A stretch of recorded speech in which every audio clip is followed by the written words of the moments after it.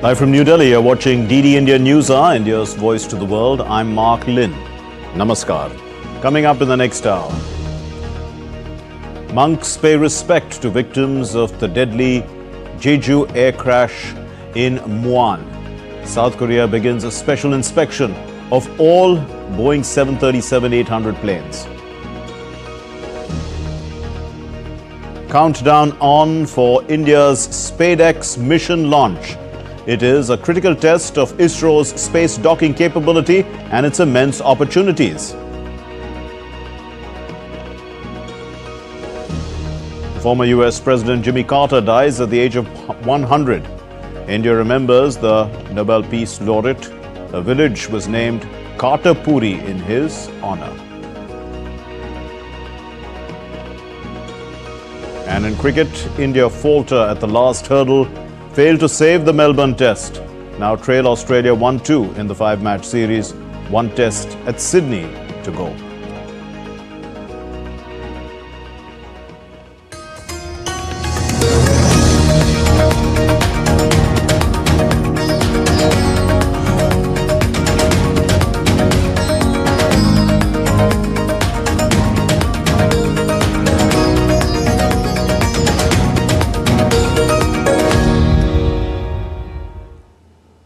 First up, updates from South Korea, where a memorial service led by monks was organized for the victims of the Jeju airplane crash.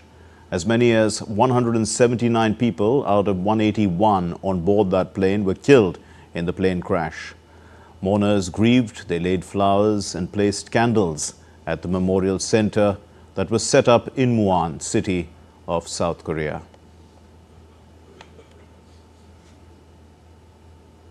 The East Asian country has started 7 days of national mourning, with the acting president Choi Sang-mok flying to the crash site in Muan for a memorial.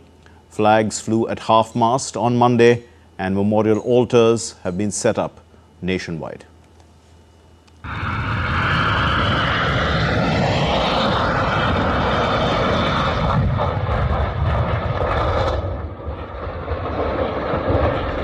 Two crew members were pulled alive from the crash site at the Muan International Airport in South Korea on Sunday morning. This is one of the worst plane crashes in decades to hit the country. South Korea's acting president announced a week-long mourning period. Mourners also gathered at a memorial center in the city of Muan to pay their respects, leaving flowers and sharing their grief. 공항에 이미 들었을 때는 When I saw the video, it was like the plane had lost control. My daughter, who is only in her 40s, is gone. This is unimaginable. 마음이 안 좋죠. It happened right here, not far away. It's traumatic. I don't know how long this feeling will last, but I know it won't go away anytime soon. 해도 좀 안타깝고. The crash occurred as the plane attempted to land on its belly after the landing gear failed to deploy. Both crew members were rescued from the tail section, which was the only part of the plane that retained some shape. Another Jeju airplane reported a landing gear issue just a day later. South Korea has ordered air safety probe and also a special inspection of all Boeing 737-800s operating in the country. We will conduct a detailed inspection of the B737-800 aircraft and review maintenance systems to determine next steps. Aviation experts say some sort of landing gear malfunction was likely, with bird strikes and poor weather also under probe. This crash reminds everyone of the 228 people killed in a South Korean airline in Guam in 1997. Bureau Report, DD India. And staying with South Korea, the authorities have sought the arrest of the suspended president Yoon Suk-yeol over his short-lived declaration of martial law. The Joint Investigation Unit is seeking Yoon's arrest on charges of insurrection and abuse of power after the impeached leader ignored 3 summons to appear for questioning. A court will decide whether to issue an arrest warrant following the request. Yoon was suspended from presidential powers after being impeached by Parliament earlier this month over his decision to briefly impose martial law. A constitutional court trial is ongoing into whether to reinstate Yoon or to remove him permanently from office. It has 180 days to reach a decision. On Friday, the court held its first preparatory hearing where a request by Yoon's lawyers for a postponement in proceedings to better prepare was denied.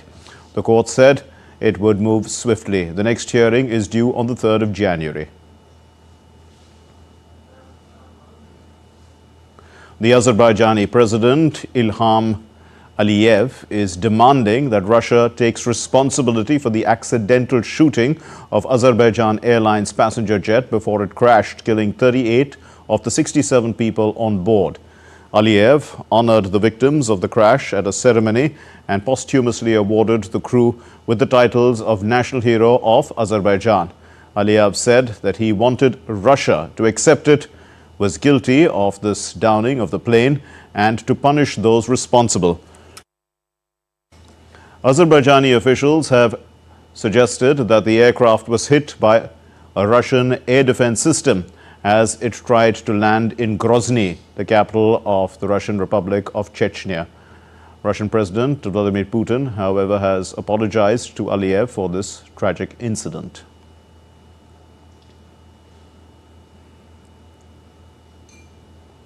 Azerbaijan. Secondly, it must admit its guilt. Thirdly, the guilty must be punished, brought to criminal responsibility, and compensation must be paid to the Azerbaijani state, the injured passengers, and crew members. These are our conditions. The first of them was already fulfilled yesterday. I hope our other conditions will also be accepted. The year 2024 has been marked by several tragic aviation incidents with numerous plane crashes worldwide. These incidents highlight the continuing challenges in the aviation safety, making 2024 a particularly tragic year for the industry. Let's take a look at some major mishaps. An aircraft crashed shortly after takeoff from Fort Smith Airport in Canada. In that crash, 6 out of 7 passengers and crew died. In the same month, Japan Airlines flight collided with Coast Guard aircraft while landing in Tokyo, in which 5 people were killed, while 379 people on board commercial flight were evacuated. In March, Russia's military cargo planes crashed shortly after takeoff with 15 people on board due to a fire in one of the engines. No one survived. While in April, Kenya's military chief General Francis Ogolla was among 10 people killed when their military helicopter crashed shortly after takeoff. 2 Malaysian Navy helicopters collided in mid-air as they flew in formation during a rehearsal for a military parade in April, killing all 10 crew on board. A helicopter carrying Iranian President Ibrahim Raisi and his foreign minister crashed in the month of May as it was crossing mountain terrain in heavy fog near the city of Vazakan, East Azerbaijan. Iran's foreign minister was also among those who were killed in the crash, with other high-ranking officials. In the month of August, a Vopas airline plane crashed in the Brazilian state of Sao Paulo, killing all 62 people on board. On 31st August 2024, a MiL Mi-8 helicopter crashed in Kamchatka Krai, Russia, killing all 22 people on board. The aircraft, which was operated by Vityaz Aero on a sightseeing tour over the Vachkahets volcano, crashed in poor weather shortly after takeoff. Brazil saw another air crash this year when a small plane crashed into a tourist hotspot in southern Brazil, killing all 10 people on board and injuring more than a dozen people on the ground. An Azerbaijani airliner carrying 67 people crashed in southwestern Kazakhstan on Wednesday, killing at least 38 on board. Azerbaijan Airlines flight was traveling from the Azerbaijani capital Baku to Grozny in the Russian region of Chechnya before it made an emergency landing. And the former U.S. President, the Nobel Peace Laureate Jimmy Carter, passed away at the age of 100. Carter had been in hospice care since mid-February of 2023 at his home in Plains, Georgia. And that's the same small town where he was born and once ran a peanut farm before becoming the governor of the Peach State and then running for the White House.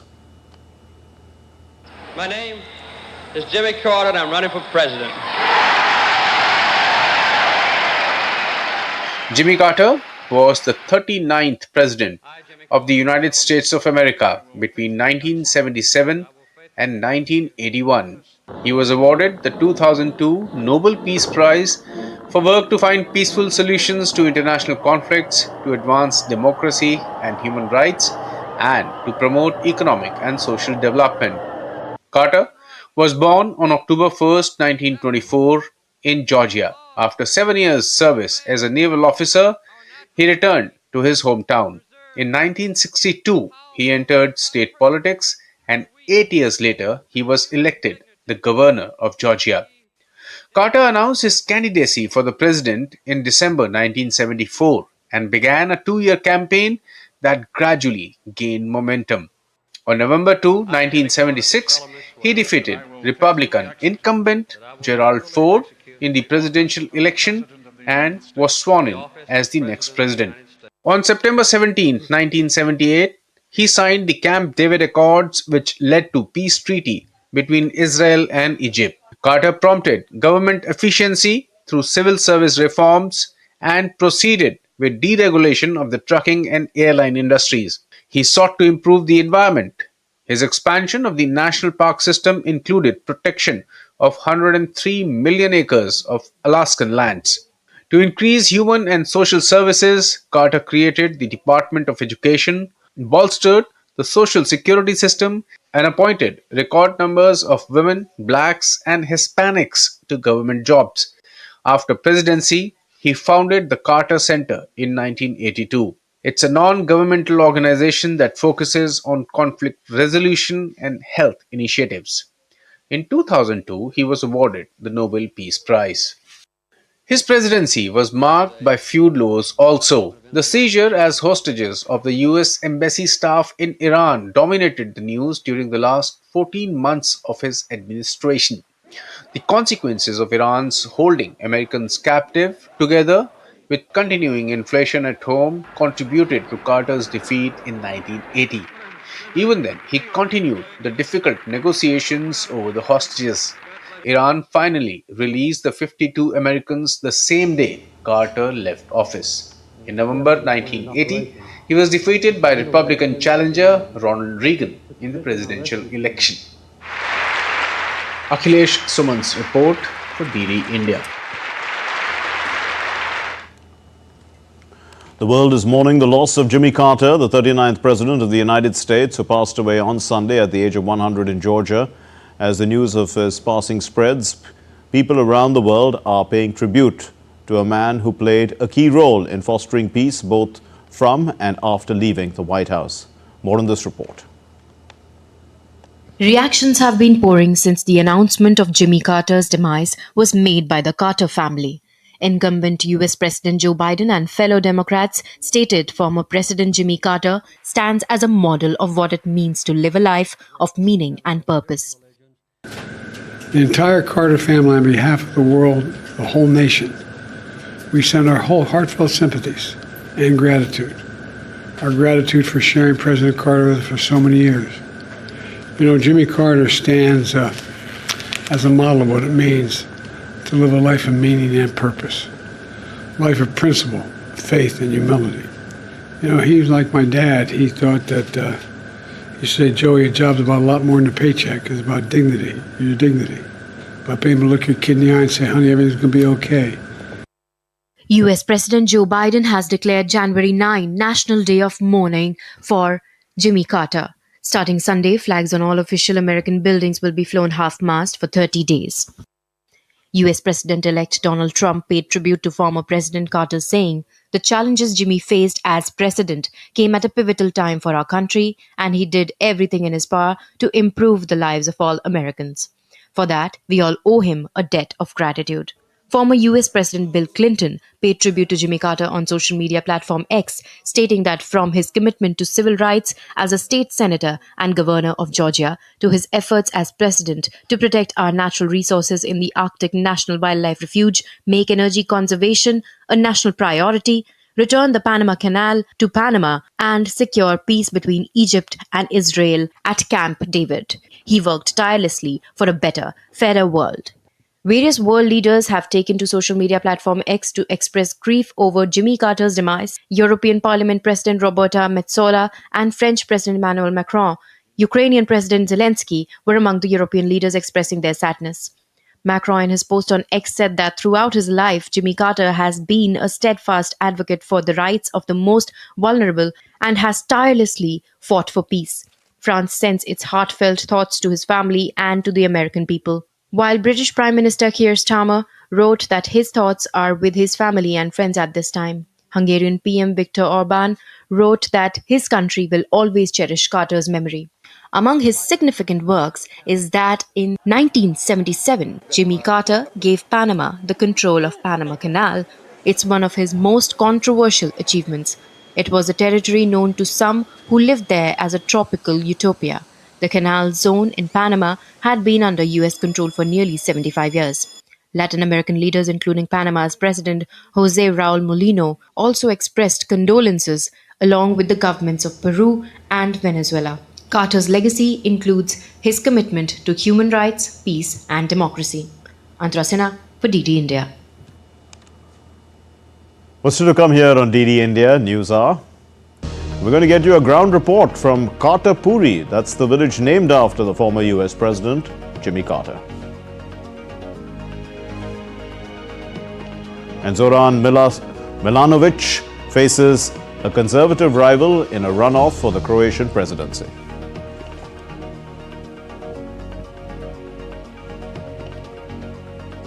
Also, security and intelligence chiefs in Germany to be questioned about the Christmas market car ramming attack.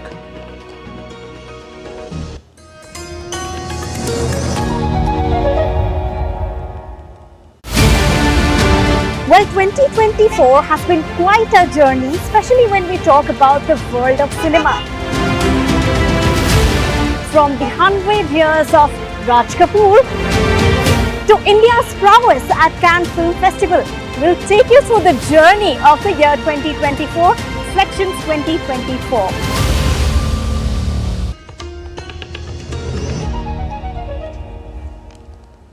You're watching DD India News Hour. I'm Mark Lynn. India's Prime Minister has condoled the passing of the former US President Jimmy Carter. In a post on X, the Prime Minister Modi said, and I quote, "A statesman of great vision, he worked tirelessly for global peace and harmony. His contributions to fostering strong India-US ties leave a lasting legacy. My heartfelt condolences to his family, friends, and the people of the United States."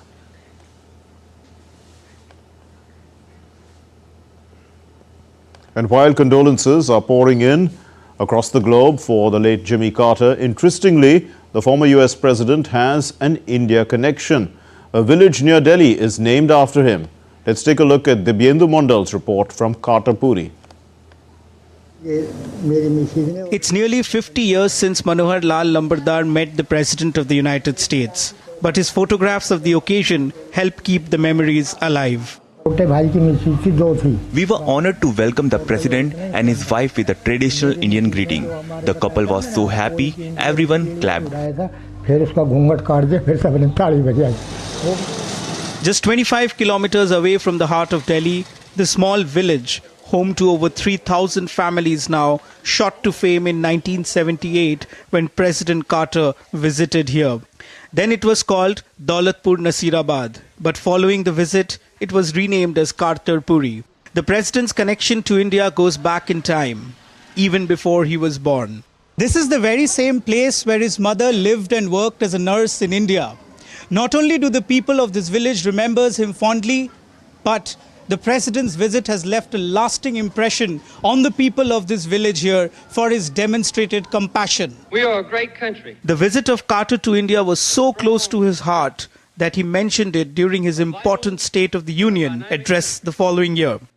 There were two moments on my recent journey which, for me, confirmed the final aims of our foreign policy and what it always must be.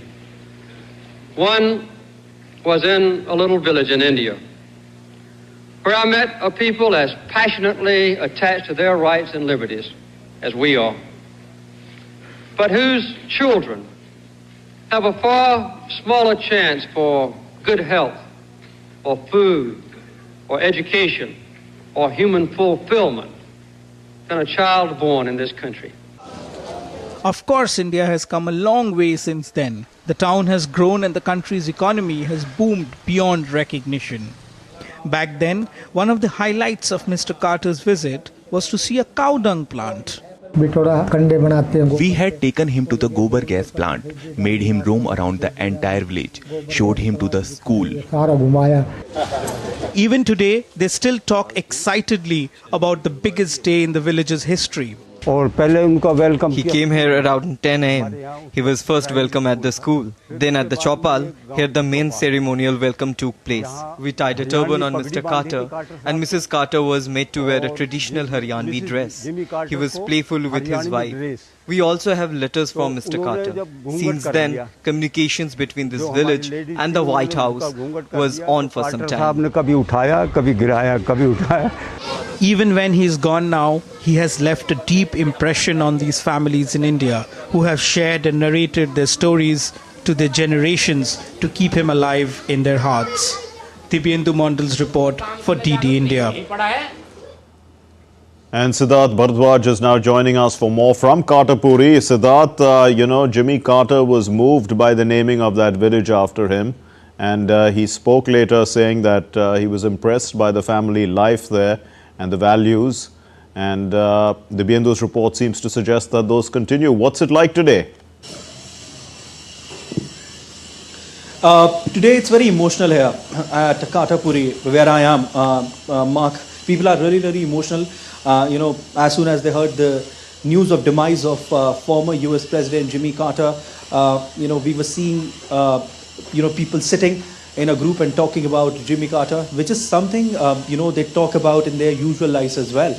But the village shot to fame, as Dibyendu's report says, it is actually very true. On 3rd of January 1978, Mark, Jimmy Carter visited here.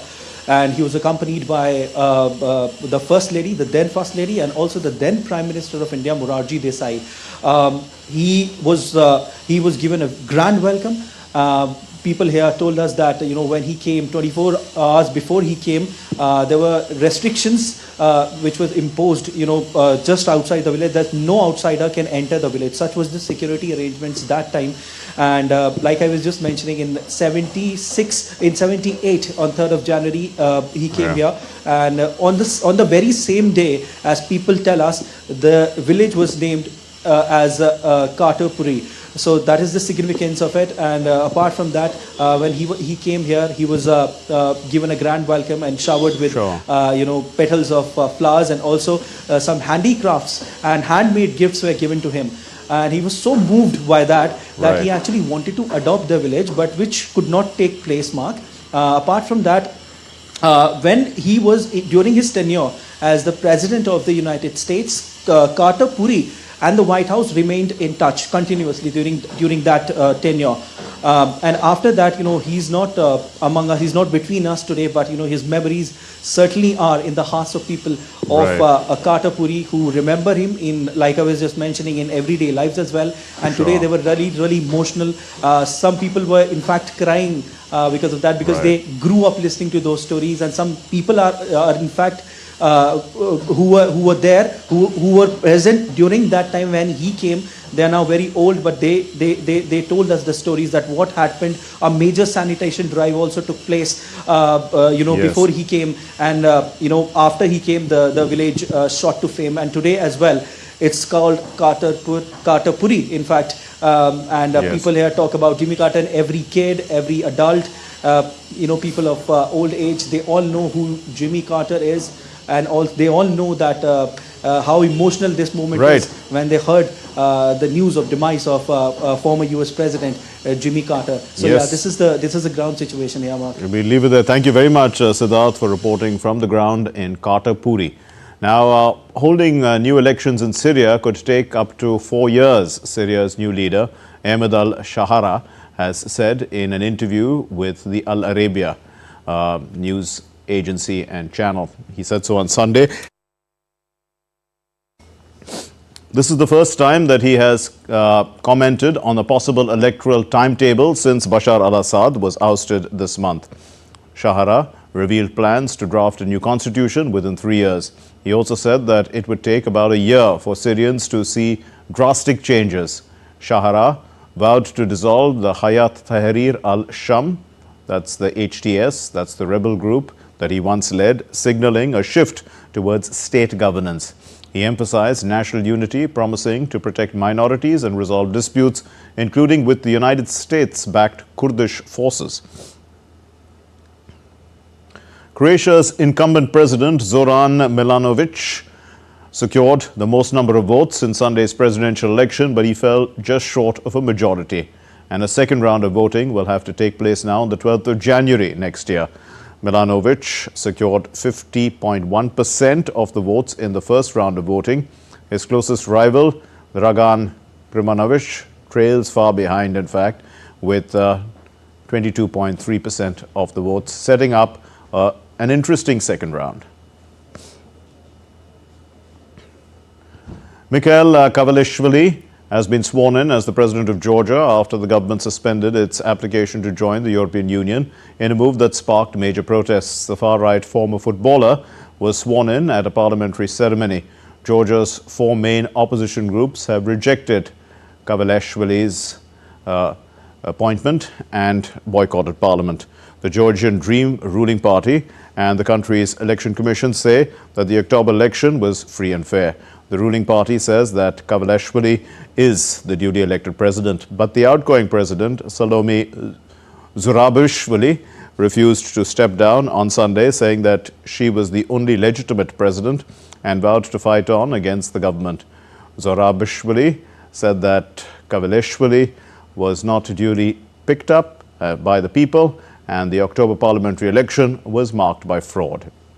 Meanwhile, thousands of Georgians protested in the capital, Tbilisi, as the new president, allied with the ruling Georgian Dream Party, was inaugurated. The number of protesters were detained as well by the police.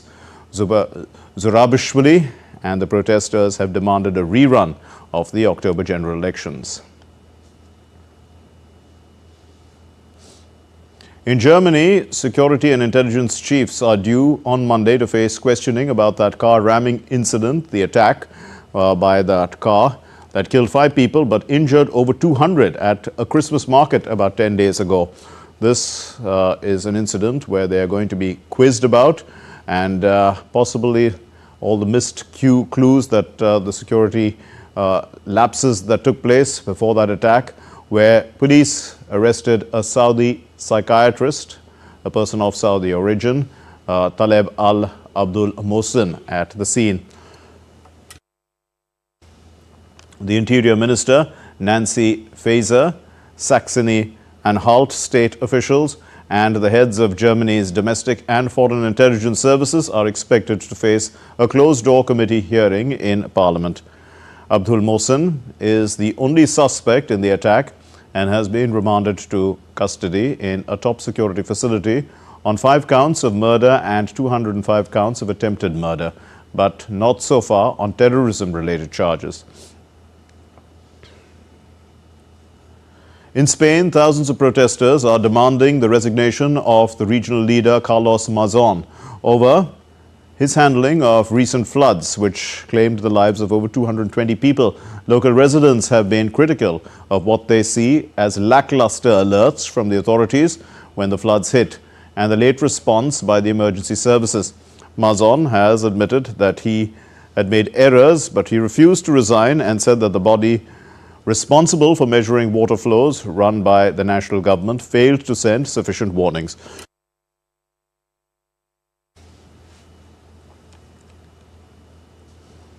A group of over 67 migrants reached Spain's Gran Canaria island on Sunday evening. The migrants arrived on a fiberglass boat, and this is as the beach of Castillo del Romero. They were assisted and treated by the Red Cross organization. Meanwhile, in an annual report released this week, the group said that 9,757 migrants died at sea in 2024, trying to reach Spain's Canary Island from Africa's Atlantic coast. A new board game set against the backdrop of imagined Chinese invasion of Taiwan is set for release in January in 2025. titled 2045. Now, this game lets players navigate a military conflict just 10 days before a Chinese invasion using action cards and role-playing characters. The Taiwanese company Mitso Games started crowdfunding the project in August, raising over $120,000 within 2.5 months. The game aims to offer players a deeper understanding of the potential scenarios in the event of a Chinese attack. 2045 will also be released in the United States and in Europe.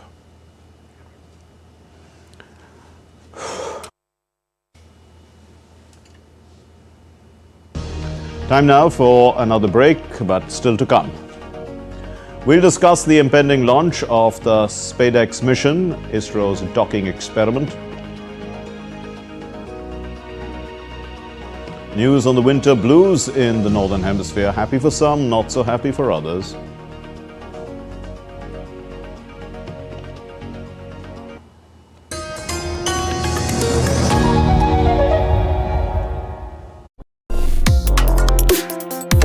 Complex issues, hidden agendas, twists and turns, strategic games.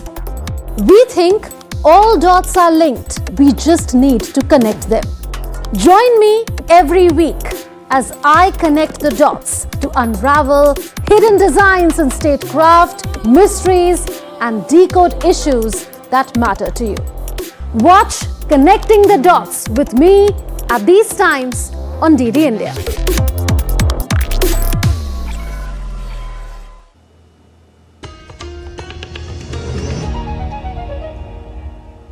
You're watching DD India News Hour. I'm Mark Lynn. Here's a recap of our main stories. Monks lead a prayer service for the victims of the deadly Jeju airplane crash in Muan. South Korea begins special inspection of all Boeing 737-800 planes.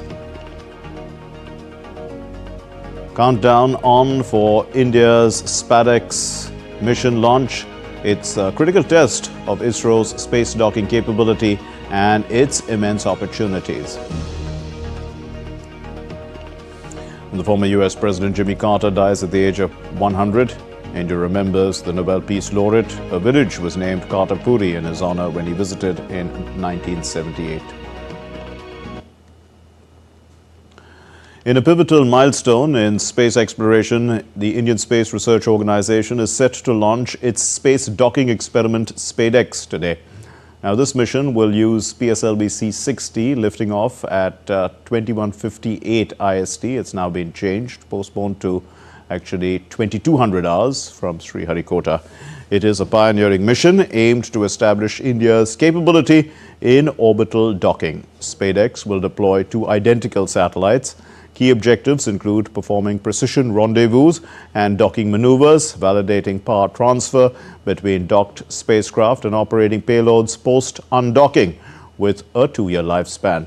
This capability is vital for India's lunar and interplanetary missions. Docking technology enables multi-launch missions and supports future human spaceflight. Only the United States, Russia and China have so far mastered the advancements in this field.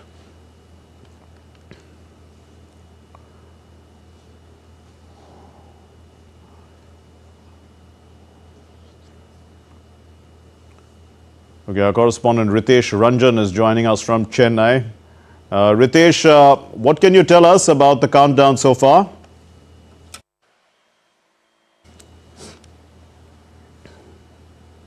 Well, according to ISRO sources, all test and all necessary test and verification has been done. Now, we are supposed to launch it, and it was supposed to be launched at 9:58 p.m. But there is no reason we have been told. But it has been extended to 10 p.m. today. It will be launched. And the most important thing is, after China, Russia, and America, India would be the first. India would be the 4th country who can actually, who will actually do this docking and undocking experiment in the orbit of and the most important part is the Indian Space Center, what we are we are aiming to build up and we have planned to make it by 2035. So Yeah. I think it is a milestone for this, and this technology, when we are after the successful launch of this, we will see that there is a milestone we are keeping and step ahead for this Bharat But Antariksh Ritesh, Center. how long is this mission expected to take from start to finish?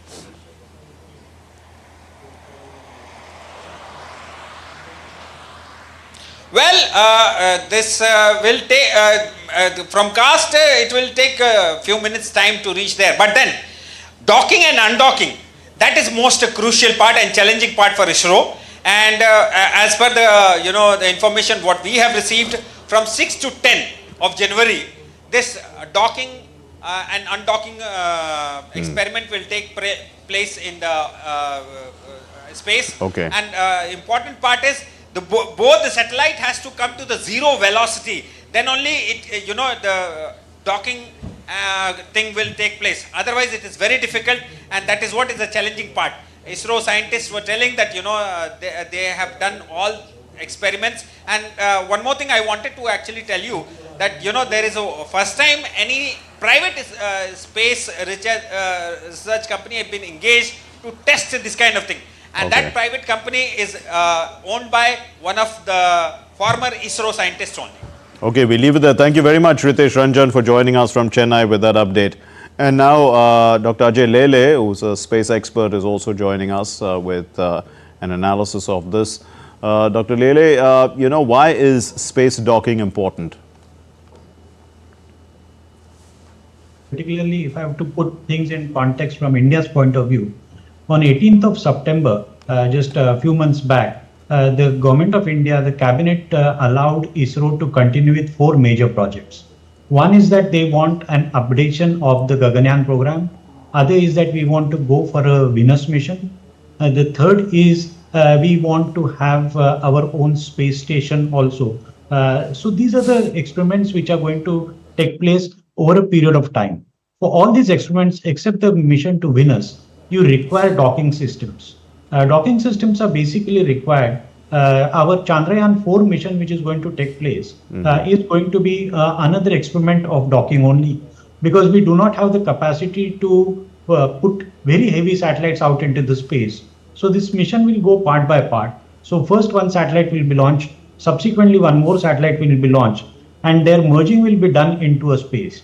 So that is what docking is about. When two systems will come in close vicinity and merge with each other. As far as International Space Station is concerned, whenever a spacecraft goes towards the International Space Station carrying astronauts, again docking happens with that spacecraft to the International Space Station, so that astronauts can go from the rocket inside to the space station, and vice versa, the astronauts who are supposed to come back from that back to the Earth. So when India is going to have its own space station, this technology is also going to be important.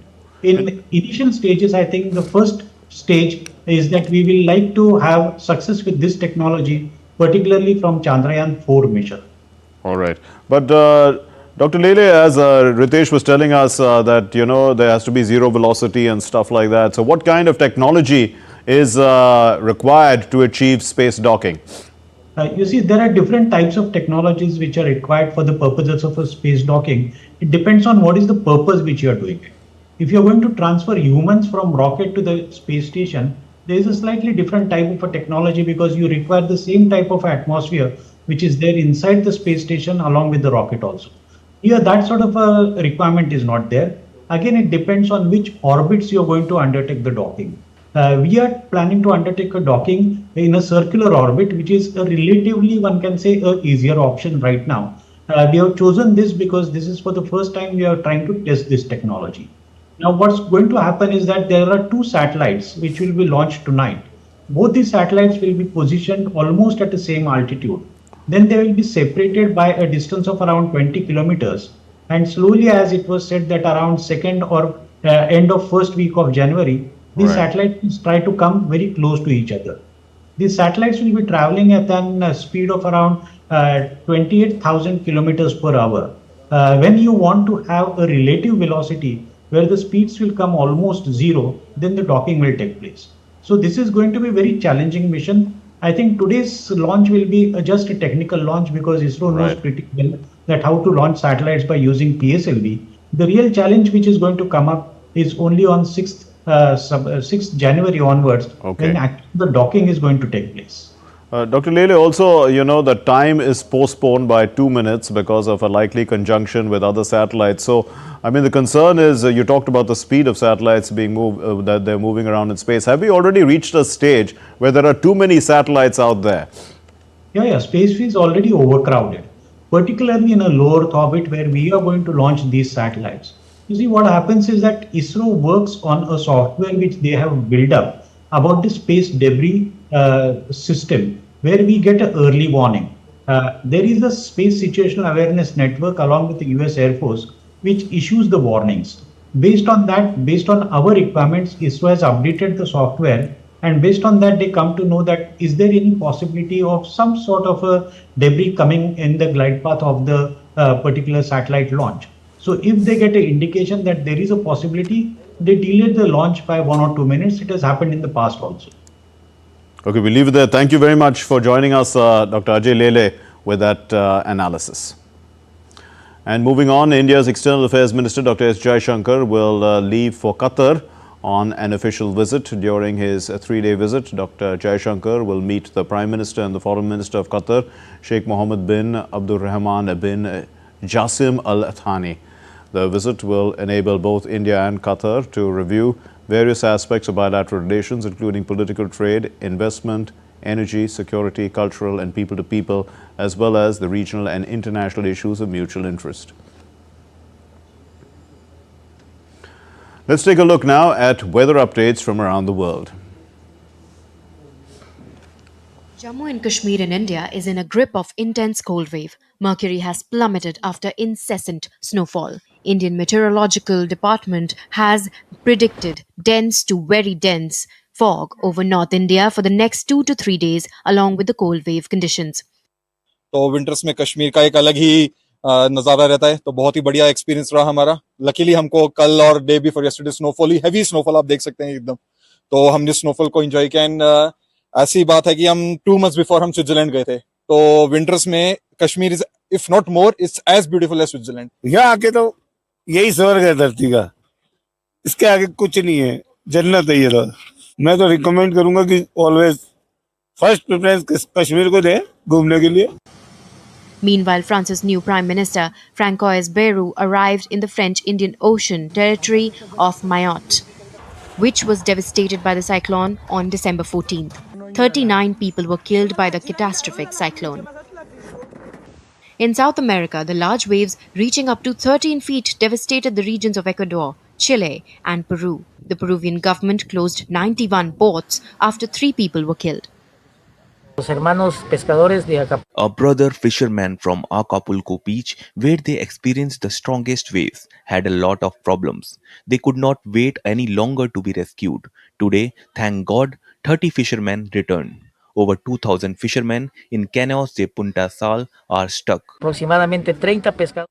Similarly, strong winds and heavy rains battered the streets of Mississippi's McGee City.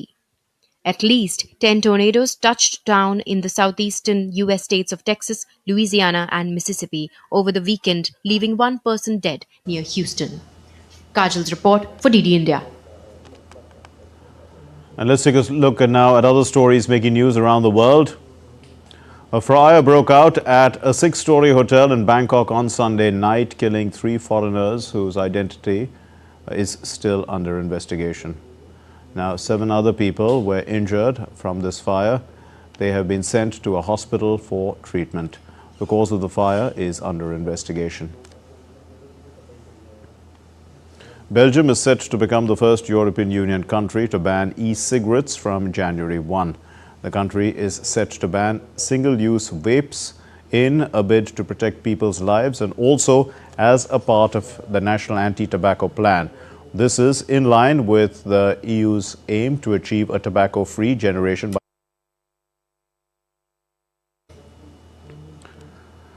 A bright line train collided with a Delray fire truck, splitting the truck into half. This happened in Florida, in the United States. Around 15 people, including 3 firefighting staff, were injured in this crash. They were brought to a hospital immediately for treatment. The cause of this crash is unknown.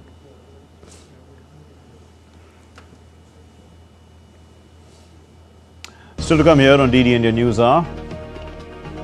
It was the first day, or it was on this day, I beg your pardon, in 2016 that Bharat Interface for Money Bheem was launched, a big step in encouraging digital payments then. And in chess, Carlsen confirms that he is going to return to the World Blitz Championship tournament after FIDE relaxes the dress code.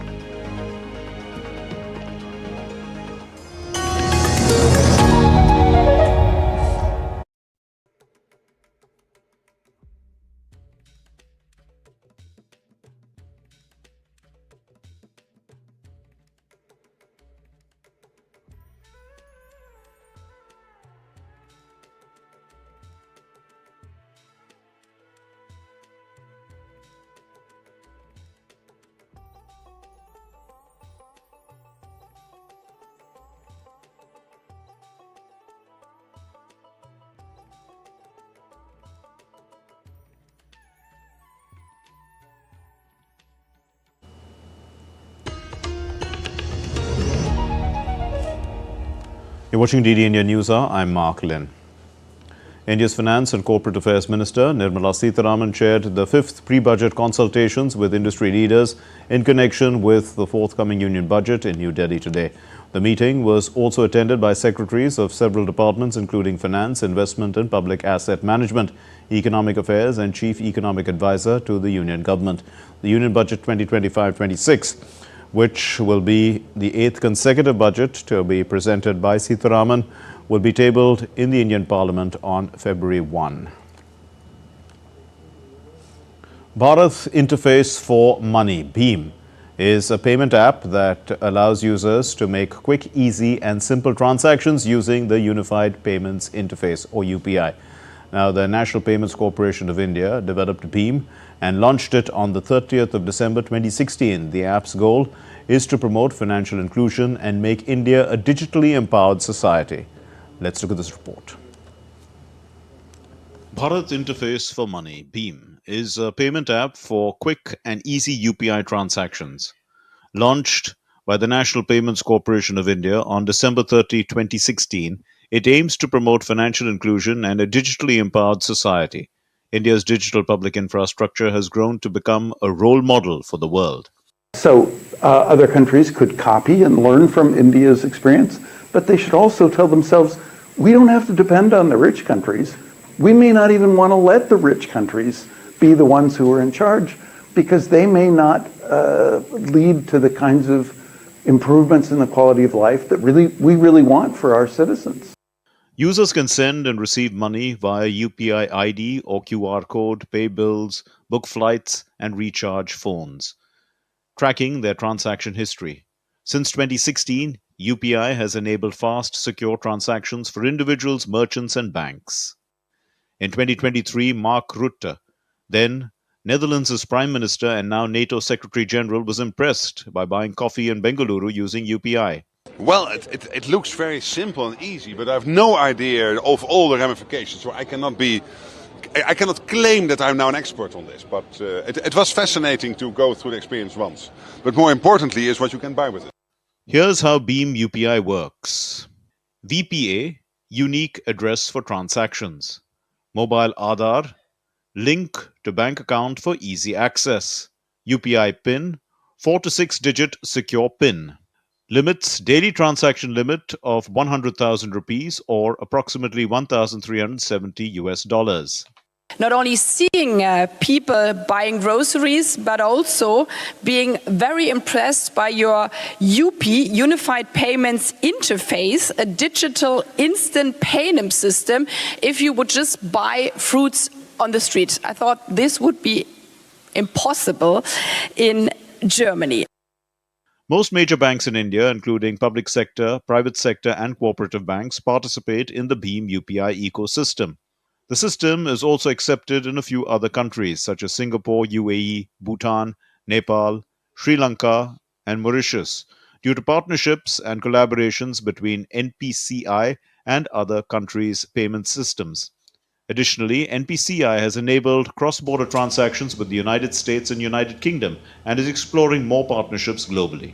Bureau Report, DD India. Asian markets started the week quietly as high US Treasury yields kept pressure on Wall Street's rich valuations and lent strength to the US dollar, which remains near multi-month highs. Japanese shares wrapped up 2024 on a high note, with the Nikkei 225 hitting a 5-month high. The Tokyo Stock Exchange marked the close of trading for the year with a ceremony celebrating the Nikkei's impressive 20% gain in 2024, despite a slight 0.9% dip on Monday. But meanwhile, MSCI's Asia Pacific Index outside Japan slipped 0.2%, but remained 16% up for the year. And in India, the benchmark indices struggled to hold their momentum on Monday. During the afternoon trade, the BSE Sensex was down 373 points. It was trading at about 78,325. The Nifty mirrored that trend, slipping 124 points to 23,689. News from the sporting arena. And Australia took 7 Indian wickets in the final session of the 4th Test in Melbourne to win by 184 runs and go 2-1 up in the 5-match Test series. Yashasvi Jaiswal fought a lone battle, scoring 84 runs. India's downfall started when Rishabh Pant was dismissed for 30 runs while playing a pull shot. Nitish Kumar Reddy and Ravindra Jadeja also fell quite cheaply after Pant's departure. And India were all out for 155 runs. And for Australia, the pacers Pat Cummins and Mitchell Starc, they grabbed 3 wickets apiece, and Nathan Lyon snapped up 2 wickets. So the final test, we hope, is going to be India's way, starts in Sydney on Friday. But this blockbuster clash between India and Australia on Monday became the best attended test match in Australia's history as fans flocked to the Melbourne Cricket Ground for this final day. Over 350,700 spectators have passed through the gates at the Melbourne Cricket Ground during the 5-day test match. This remarkable figure surpasses the previous record of 350,534, which was established in 1937. When Sir Donald Bradman ruled the sport and tests were played over 6 days. News about chess now, and the top-ranked chess player in the world, who's defending champion as well, Magnus Carlsen, has confirmed that he will be playing in the World Blitz Championship tournament on Monday. FIDE has agreed to relax a dress code that had previously led to him being fined and also disqualified from the late rounds of the tournament of the rapid section of the tournament, and he had refused to change his jeans then. But the FIDE president, Dvorkovic, has stated on Sunday that tournament officials would now consider allowing jeans paired with a jacket in the dress code. Meanwhile, Carlsen announced in a video that he would compete and wear jeans at the World Blitz Championship starting on Monday. Savino and Erling Haaland scored to give Manchester City a much-needed 2-0 victory over Leicester City at King Power Stadium on Sunday. This is the champions' first win in 5 Premier League games. Pep Guardiola's team marked a major milestone, reaching 500 matches in this is he himself as the Manchester City manager in all competitions. And City's second win in 14 games across all competitions meant that they climbed 2 spots to 5th place in the standings with 31 points. Leicester remain in the danger zone in the 18th place. Savino scored his first goal for City in the 21st minute, capitalizing on a rebound from Phil Foden's shot after Leicester's goalkeeper pushed the ball into his path. Haaland doubled City's lead in the 74th minute with a header from Savino's cross.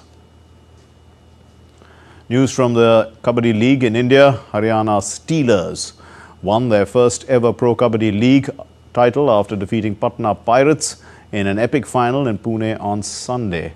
Steelers, who finished top of the table in the league stage during PKL Season 11, produced an outstanding display on the mat to get the better of the Pirates, 32-23.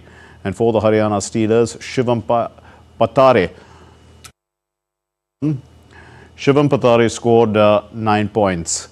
Mohammad Reza Shadalohi bagged 7 and Vinay added 6 more to the.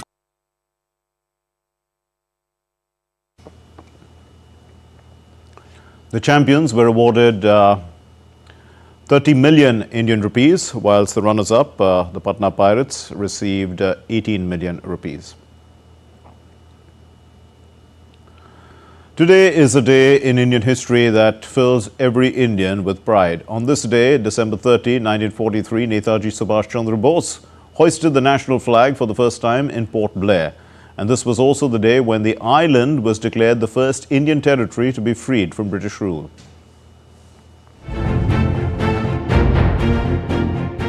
During World War II in 1943, the Japanese Imperial Army had captured the Andaman and Nicobar Islands.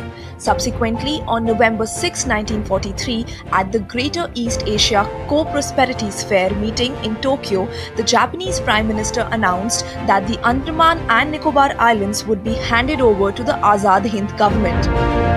Shortly thereafter, Netaji visited the Andaman Islands from December 29 to 31 in 1943 and declared this island group the first Indian territory to be freed from colonial rule.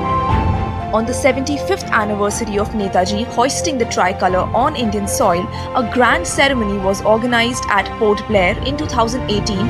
India's Prime Minister Narendra Modi hoisted a 150-foot tricolour flag at the flag point. In honour of Netaji on this day, the names of 3 islands of Andaman and Nicobar, Ross Island, Neil Island and Havelock Island were changed to Netaji Subhash Chandra Bose Island, Shaheed Island and Swaraj Island respectively. A ceremony is now held every year at the flag point to commemorate the first hoisting of the flag by Netaji. Bureau Report, DD India.